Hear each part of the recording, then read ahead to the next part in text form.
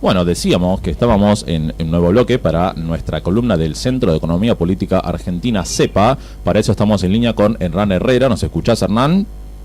Sí, buen día, ¿cómo andan? Ahora sí, perfecto, genial.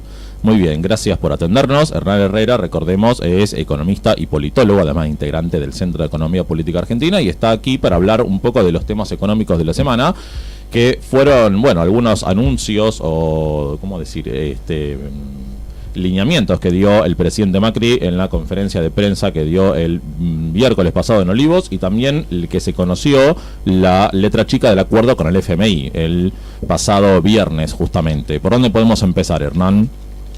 Sí, tristemente el tema de la semana es el ajuste, ¿no? Como siempre. El tema de la semana es que es un gobierno que está todos los días pensando en qué más ajustar. El gradualismo terminó siendo ajuste permanente. Ese sería, en vez del título de la semana, ¿no? Hola Hernán, Oscar Russo te habla también. Hoy una de las noticias que trascendió con respecto al tema del poderoso ajuste, del feroz ajuste que pesa sobre los trabajadores, es la situación de las automotrices en Argentina. Están haciendo presentaciones en Esmata, por ejemplo, Iveco, que está reclamando directamente un plan de ajuste dentro de su planta con suspensiones. En el caso de Renault, hoy casualmente se levantó una suspensión de 48 horas, ni más ni menos que de 1.500 trabajadores. Ya empezamos a escuchar con mucha fuerza el tema de los planes de retiro voluntario. La pregunta sería, ¿hasta qué punto esto puede ser tolerable? Acá hay un problema teórico de fondo, ¿no?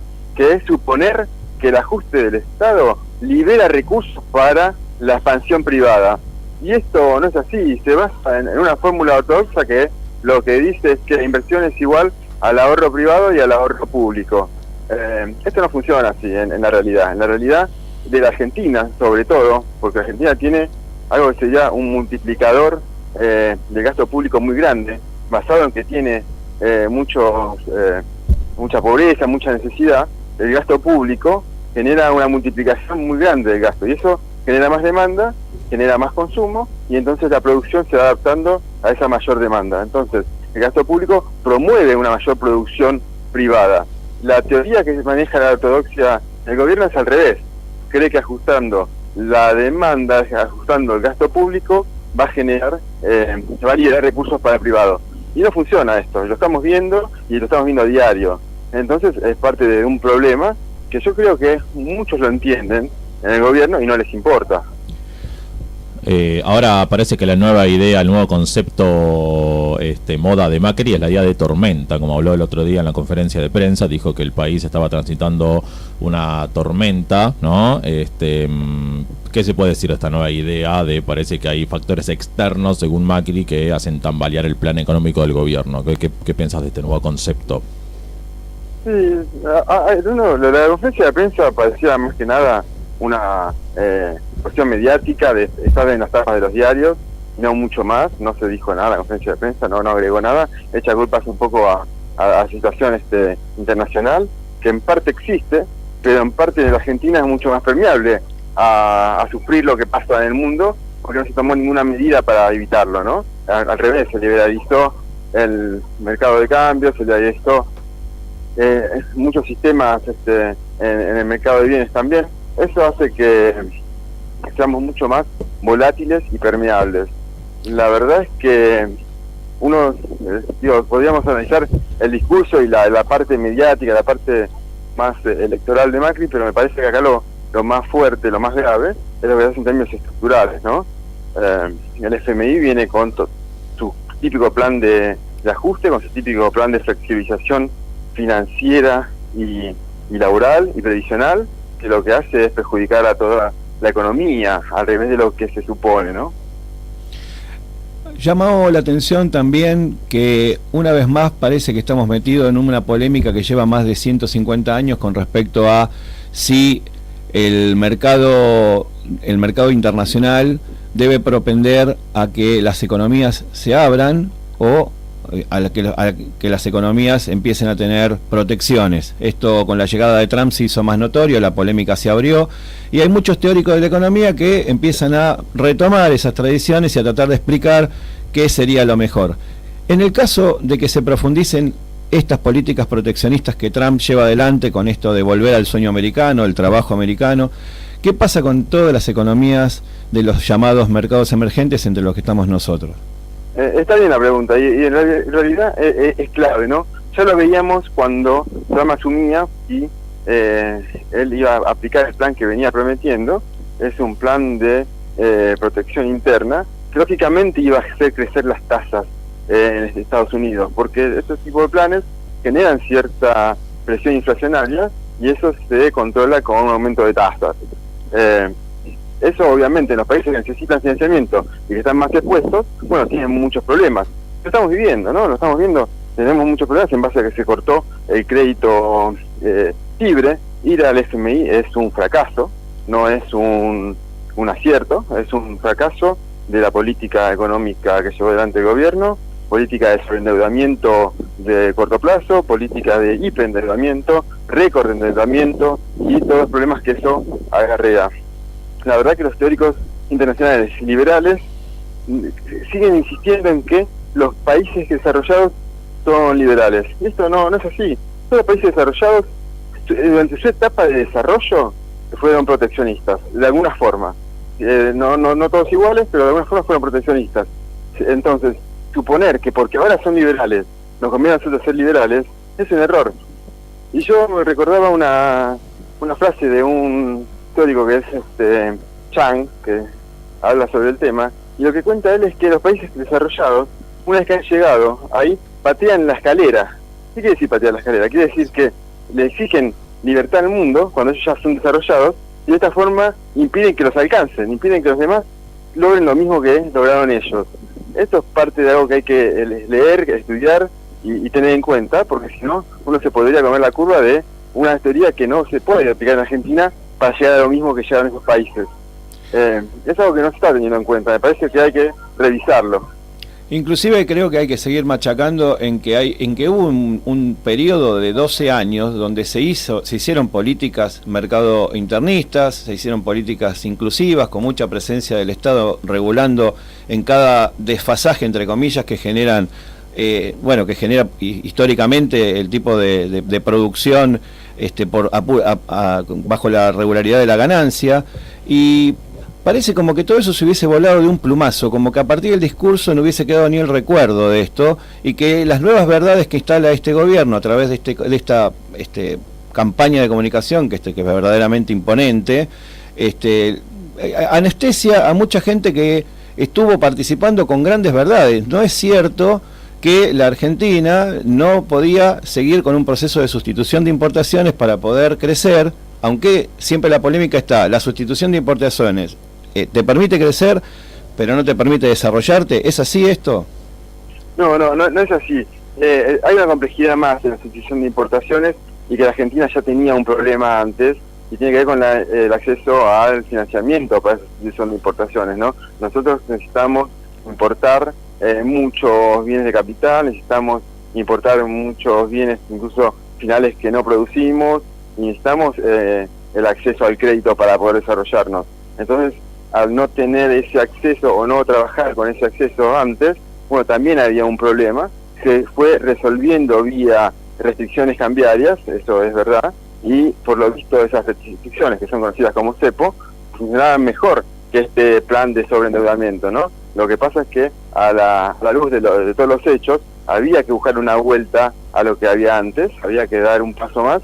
El paso que se da es para atrás, es mirar dónde está el abismo y dar un paso para adelante en todo caso, si se quiere, porque la deuda no ayuda en este sentido.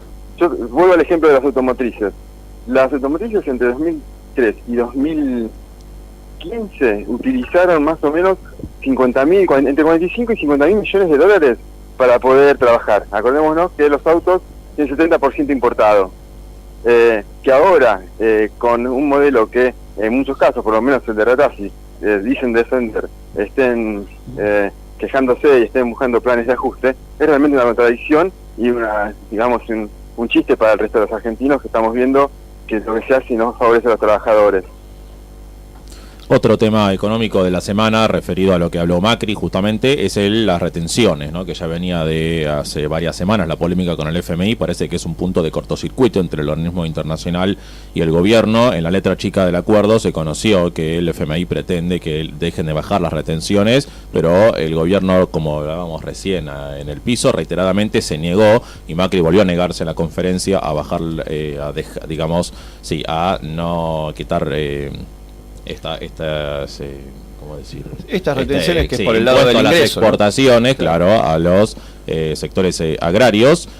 ¿Cómo pensás que se puede resolver este punto entre el FMI y el gobierno, y cuán realmente importante en el sentido económico que crees que son las retenciones? ¿Serían realmente claves para querer lograr un mayor ingreso? Mira, gobernar es un poco distribuir el ingreso, es un poco decidir quién gana, quién pierde. Gobernar es un poco ver cuál es la renta de cada sector, y dentro de eso ver quiénes están dominando el mercado. Lo que hace el gobierno es permitir o promover que los que tienen una renta extraordinaria sean sectores agroexportadores, energéticos y financieros, que son los que menos derrame tienen en el resto de la economía. Eso es como una política económica realmente muy discutible para pensar en un desarrollo de país. Ahí tendría que equilibrarse un poco la renta, y se va a mantener un tipo de cambio más alto, cosa que podríamos entender, hasta sería lógico con todos los problemas que tenemos. Bueno, hay que ir a discutir la renta de los sectores que se benefician con ese mismo tipo de cambio, para poder equilibrar y para poder lograr que los sectores que generan más producción, más valor agregado, más trabajadores, más salario, tengan una renta también que acompañe para poder sostenerlo. No se está haciendo y está perjudicando el resto de la economía. Eso es parte de la discusión con el FMI. El FMI mira un poco esto. También es cierto que el FMI quiere liberar dólares, quiere buscarle la vuelta al modelo para que libere dólares para poder repagar la deuda, y eso también es un problema porque el gobierno todavía no lo está atendiendo. Se queda solamente en la discusión del ajuste fiscal, que no siempre da los resultados que se esperan, como ya estábamos comentando antes.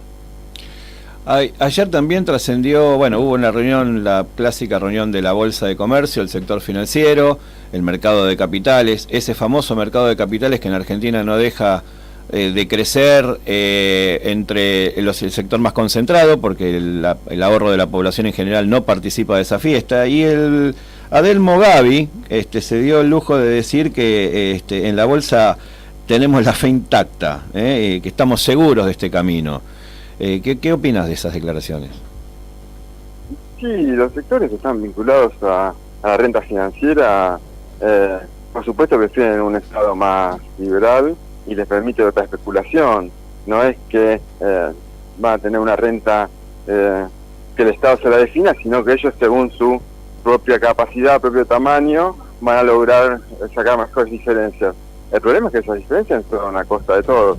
Nosotros tenemos que mirar, me parece, un poco el conjunto. Nos interesa el bienestar de los trabajadores, no solamente hoy, también el de largo plazo, el sustentable. Por eso a veces hay que pensar también que no se puede aumentar un salario a lo que dé, a lo que uno quiera, porque no da la estructura de la economía. Pero esa estructura tiene que estar pensada en un largo plazo para que sí dé el día de mañana. Acá no están pensando en eso, acá están pensando solamente en la renta hoy y mañana que se arregle que venga, que tampoco parecía que les importa que sean ellos o no, como están dadas las cosas. Total, ellos siempre van a seguir ganando, pareciera. Parece que lo más destacado de justamente esta charla que brindó Macri en la Bolsa de Comercio fue que reconoció por primera vez que el gradualismo fue un error. Dijo textualmente, tal vez por las limitaciones políticas o una visión equivocada nuestra de querer bajar muy gradualmente el gasto público, pero rápidamente la inflación, con las tarifas en el medio, que fueron un peludo que nos dejaron, ahí viene la pesada herencia otra vez y había que normalizarlas. Ante la primera tormenta, aquí viene la autocrítica, nos encontramos vulnerables, ¿no? Parece ser el primer, como justamente reconocimiento, autocrítica frente al fracaso del gradualismo. ¿Vos cómo lo ves y qué podemos esperar a partir de esto? En CEPA lo que decimos es que el error es el modelo. El gradualismo no tiene sentido, es como una discusión discursiva. El gradualismo no está bien pensado. Si uno me dice, es un gradualismo en función de un modelo productivo, podríamos discutir algo. Acá es un gradualismo de ajuste, ¿no? Solamente es ver si es más o más rápido o más lento el ajuste. Entonces, el destino termina siendo el mismo lugar de estado mínimo, estado vacío, sin poder de regulación, sin poder productivo. Entonces ahí hay un problema. No en el gradualismo en sí mismo, sino en lo que se quiere hacer con ese gradualismo. Se está pensando solamente en ajustar. Y yo te agrego algo respecto al gradualismo. Lo que se está haciendo hoy dentro de la misma lógica de lo que está pensando el gobierno, o sea, yo no lo comparto, para mí el modelo tiene que ser otro, pero dentro de lo que está pensando el gobierno, lo que está haciendo hoy se pudo haber hecho en febrero de 2016. Nos ahorrábamos 150.000 millones de dólares de deuda en el medio. Se hizo después de eso, entonces iba todo un incordio esto.